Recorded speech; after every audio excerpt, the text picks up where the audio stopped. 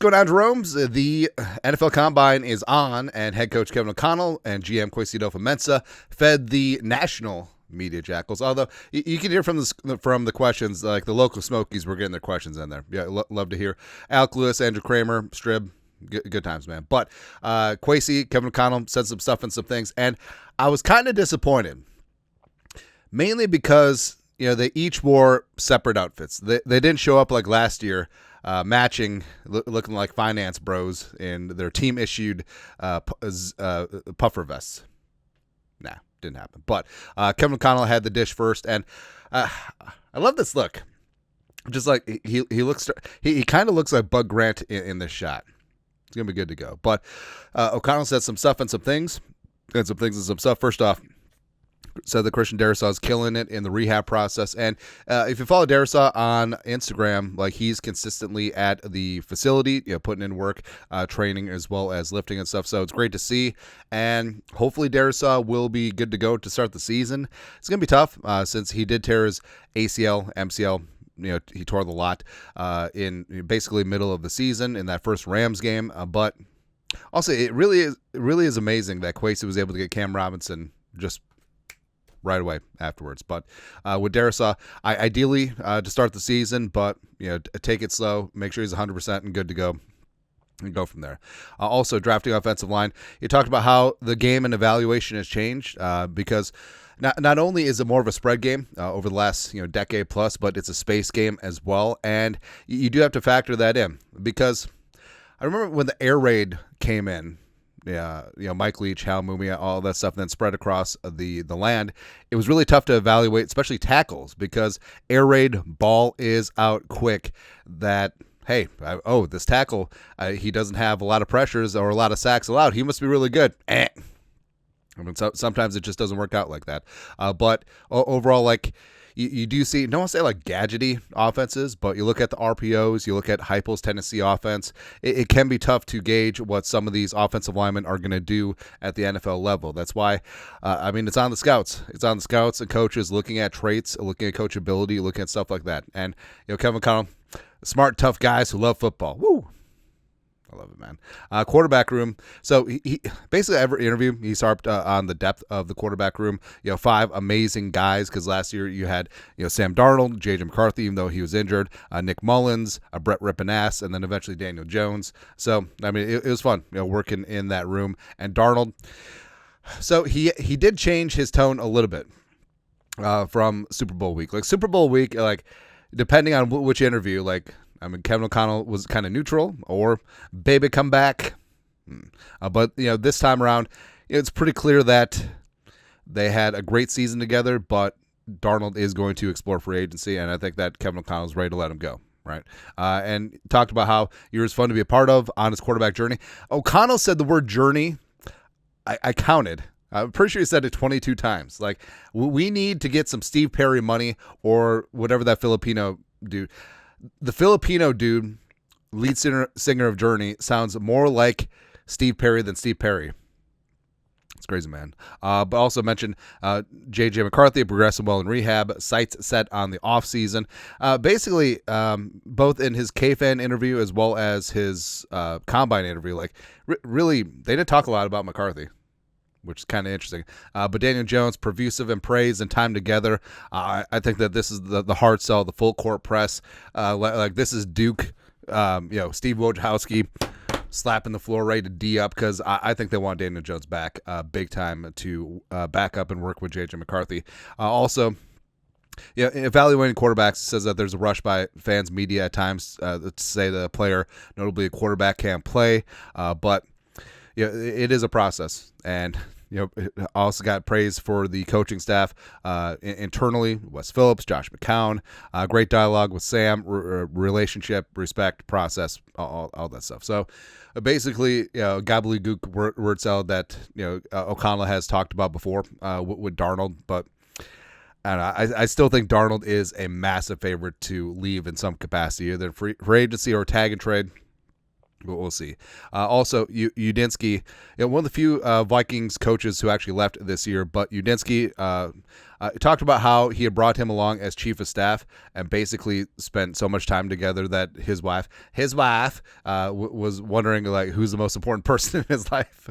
But Udinski, rising star, and he was very integral in the Vikings coaching staff. Did some great work with J.J. McCarthy, Brett Ripp, and Jaron Hall when he was here too. So he goes to Jacksonville, and he's going to be fantastic.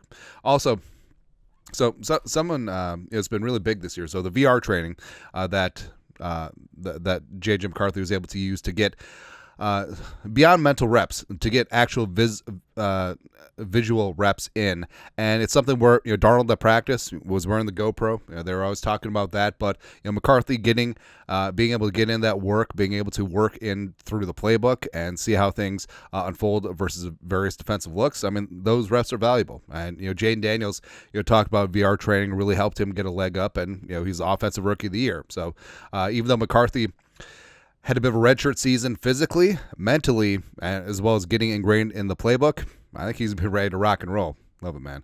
Also, he talked about how the Vikings basically max out on the number of coaches that they have, and you can have a too many cooks syndrome sometimes. But he talked about how it takes leadership at your coordinator positions.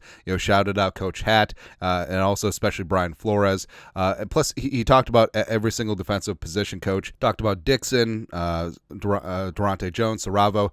Basically, he talked about how the defense is a think tank.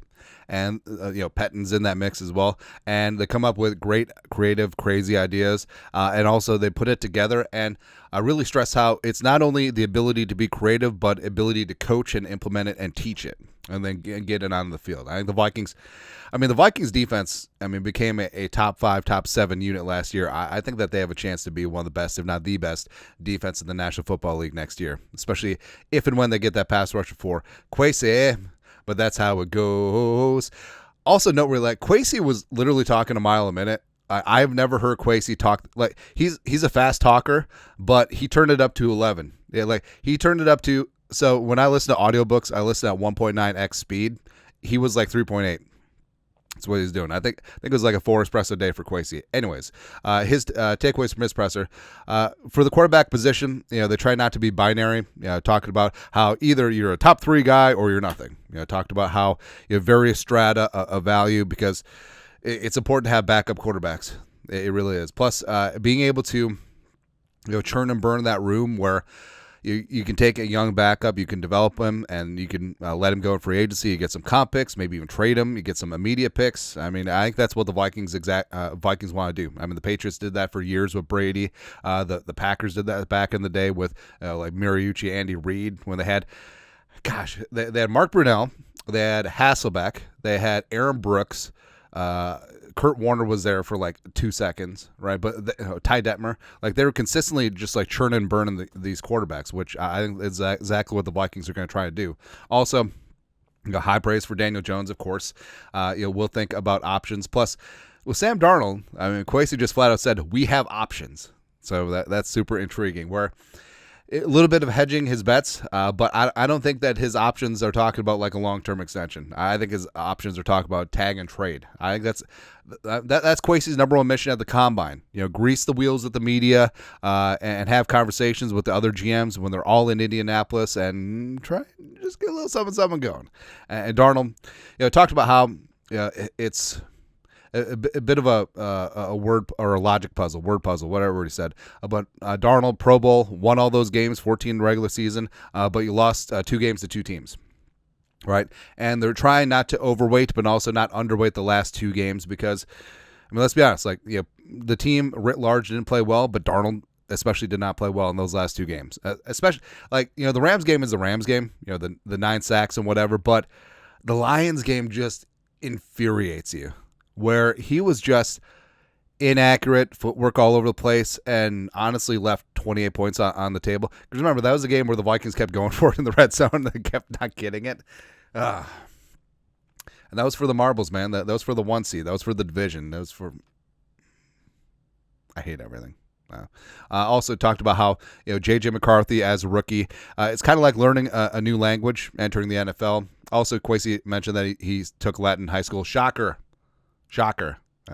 Also, So I forget who asked the question, but it was a very smart question. Basically, leaning in on Kwesi's Wall Street finance background, and then Kwesi talked about how finding value, market inefficiencies, and portfolio. Basically, the roster is a portfolio, and you have a 2 or 3 year horizon. That's exactly what Kwesi said, like multiple times. And the first 2 or 3 year stretch is done. Now you're looking ahead to the next 2 or 3 years, or consistently 2 or 3 years down the line every single year. And he talked about how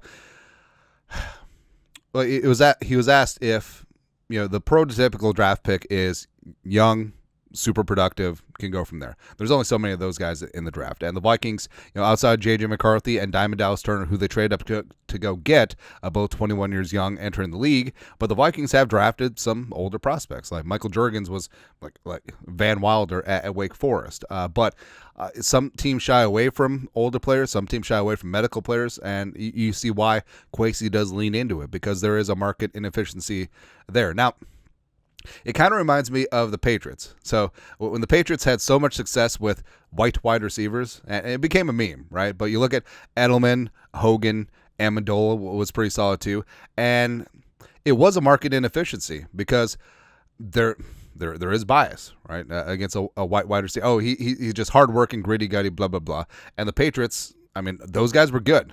Those guys were damn legit with Tom Brady and company. And Kwesi, I think he finds stuff like that too. Yeah, obviously not like black and white stuff, but you're looking at players that are a little bit older, players that don't check all the boxes physically. Maybe shorter arms, maybe not as tall, maybe a little bit light, or don't check the boxes in terms of how testing goes at the combine this week. And it's really interesting because that is the quintessential money ball. Basically, hit it where they ain't. Because obviously all teams, say for like a 5-tech, all teams would want a 6'5", 275-pound, long arm dude who can run a 4.5, rush the passer, set the edge. You don't always get that. Yeah, so you go from there. But also speaking of marginalized positions, talked about how the running back market was depressed, but a good running back can change your offense and change your defense. So I think it's a not so subtle way of saying, like, yeah, we're going to get on running back this draft because it's a great running back class. Woo! Love it, man. Also talked about how draft pick is about potential ceiling before free agent market value kicks in. So Kwesi does fully understand that those rookie deals are important. That's why J.J. McCarthy. It was no accident why the Vikings took those dead cap hits. They drafted J.J. McCarthy, setback with that injury. But now you have 3 years of J.J. McCarthy on his rookie deal. 5th-year option is a little bit spendier, but basically you have 3 years of your starting quarterback on a very cheap deal that is sort of neutral in cap impact. Build a rock star team around him. That's what you do, man. Also, in the trenches. So really interesting because he talked about how a team's goal is to get to the Final Four, so the conference championship games, and then win from there. And it's true, like you can't win the Super Bowl unless you get to the Final Four first. And it says talked about how a key about that is getting pressure with 4. That's exactly what the Eagles did. So it's interesting that Kwesi just basically came out and said, "Hey, getting pressure with 4 is extremely important. They're going to get better in that regard." The Vikings and Flores, they had to blitz a ton last year. And you look at guys like ABG, Grenard, eventually Turner, who be able to get a rush on the edge, but they need that interior pass rush. And I honestly feel like Kwesi, this is one of the more revealing interviews or press conferences that Kwesi has had, because I think that he was just really honest here. We're talking about the quarterback, talking about the rookie values, talking about running backs, and talking about getting pressure at 4. So Vikings got that cap. Vikings can go get some pass rush. It's going to be great. Also talked about how a collaboration between coaches and scouts is always improving because now they have experience together. Now they have data points. And now they have things that they can rely on. And everyone talks about that 2022 draft class. No one knows for sure, but how much of an impact did Ed Donashell have on that draft class? I mean, the Vikings went defense heavy with Lewis Seen, Andrew Booth Jr., Brian Asamoah. So how much input was from Donashell? Really knows. And also, as these drafts improve, like how much input is from Flores, how much input is from Kevin O'Connell, etc. Also, it talked about how shouted out unnamed third-party analytics as well as like data tracking, because all these things, like miles per hour and blah blah blah, instantly pop in these games. He didn't want to air them out. He didn't want to give them a press, but he obviously working with them as other teams are too. Plus, he shouted out his quants. Like he's the only general manager in NFL history would shout out his quants. This is my quant, my quantitative. He won a math contest in China. It's great. Also, artificial intelligence. He's probably the only guy who's gotten the AI question in scouting. He says he doesn't like the approach. He compared it to a self-driving car, but you want to be able to grab the wheel when needed to, where you don't want to be the first, but also you don't want to be the last. No, that's an interesting perspective on it. And then lastly, last offseason success, mainly about free agency, TBD what happens with the draft with McCarthy and Diamond Dallas Turner, but, blueprint and, creativity and believe in what they're doing. All right, so I think that's a little bit more foreshadowing that the Vikings are going to be very active in free agency yet again. But overall, I think this is one of the more revealing pressers that Kwesi's had. I think he basically laid out exactly what we thought should and could be the Vikings' thought process this season as they look to piece together this rooster, get into the Final Four, want some more, and go from there. But that's it. Press conferences, you guys are the best you know what to do. Skol, production value.